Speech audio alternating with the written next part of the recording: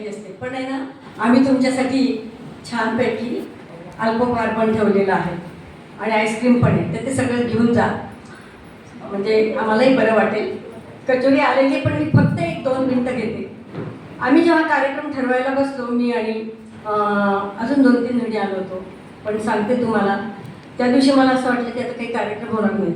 मी तिला म्हटलं पण बाहेरून मागूया. मी म्युझिकल हाऊजी हा कार्यक्रम म्हणत होती, आता तो बाहेरून मागायचा आहे. बाबूलाल म्हणून आहे, खूप छान कार्यक्रम. माझी इच्छा आहे स्फूर्ती महिला मंडळाला की पुढच्या वेळेला तुम्ही तो घ्या, खूप मजा येते त्याच्यात. तर म्हटलं ठीक आहे, मी स्वतःवरती म्युझिकल हाऊजी घेईन. पण मग असं आम्ही ठरवलं, पण आम्हाला मीराने खूप सहकार्य केलं. ती म्हणे अगं घाबरू नका गं, आम्ही करतो ना मदत. चित्रा पण आली मदत करायला.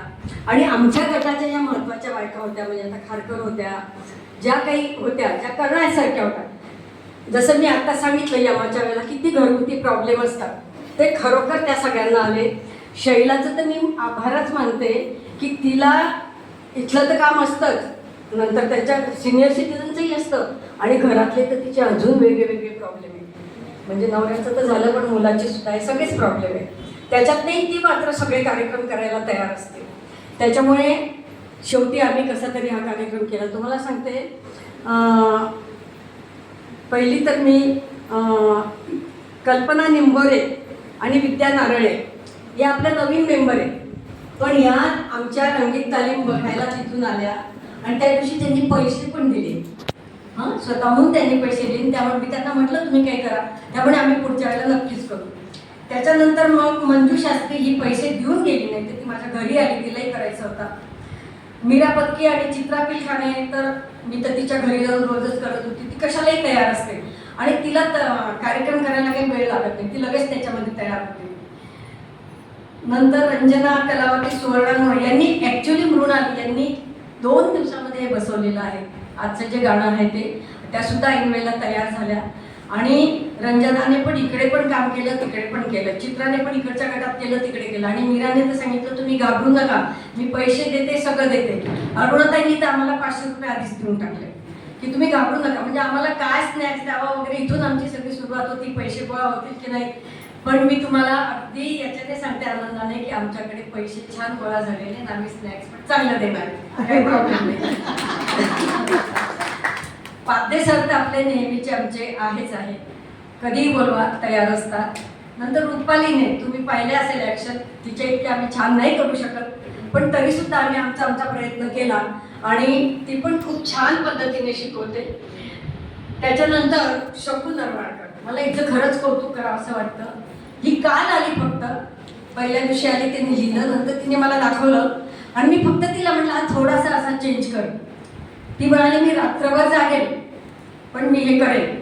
माझा व्हिडिओ करून घेतला आणि महत्त्वाचं म्हणजे काम करणं महत्त्वाचं आहे. तिच्याकडेही पुष्कळ अडचणी, तिला नातीला बघावं लागतं, तिला पायी यावं लागलं, तिच्या घरामध्ये काम चालू आहे, पण तरीसुद्धा ती तयार झाली आणि आज तुम्ही पाहिलं असेल छान परफॉर्म केलं तिने, आहे ना, म्हणजे कुठे घाबरली नाही की काही नाही. तर मला हेच सगळ्या महिलांना सांगायचं आहे की तुम्ही घाबरू नका.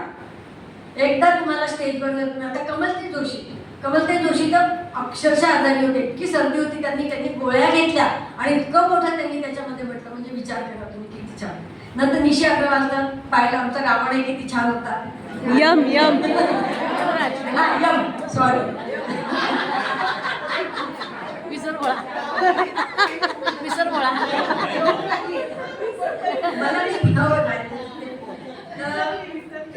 खारकर मॅडम पाध्ये सरांचं सांगितलं. आता जर कोणी राहिलं असेल याच्यामध्ये तर सॉरी, आम्ही राहिलो ना, सांगते ना, ऑडियन्स तुमचा जर सपोर्ट नसता तर आम्ही काहीच करू शकलो नसतो. आणि तुम्ही जे मग आपल्या स्फूर्ती महिला मंडळामध्ये सारखे टाकत होते, तुम्हाला शुभेच्छा, तुम्हाला हे ते, त्याच्यामुळे आम्हाला थोडासा प्रोत्साहन मिळालं आणि त्याच्यामुळे आम्ही केलं. तर तुम्ही नसेल तर आम्ही कोणा इथे काय रिकाम्या लोकांचं कोणा रिकाम्या हॉलमध्ये कार्यक्रम केला असता का? आणि तुमचं जे प्रोत्साहन मिळालं त्याच्यामुळे अजून आम्ही चांगलंच केलं असं मला वाटतंय. तर आता सगळ्यांनी नाश्ता घ्या आणि मला वाटतं सुषमाताई शेवटची, आणि थँक्यू आम्हाला संधी दिली त्याच्याबद्दल आणि आम्हाला सहन केलं त्याच्यासाठी सुद्धा. आणि शैलजा ताईंचे तर आभार मानतेच आहे. स्मिता ताईंना तर मी वारंवार माझ्या याच्यातच घेतलेलं होतं, त्याच्यामुळे स्मिता ताई काही रागवणार नाही असं मला वाटतंय.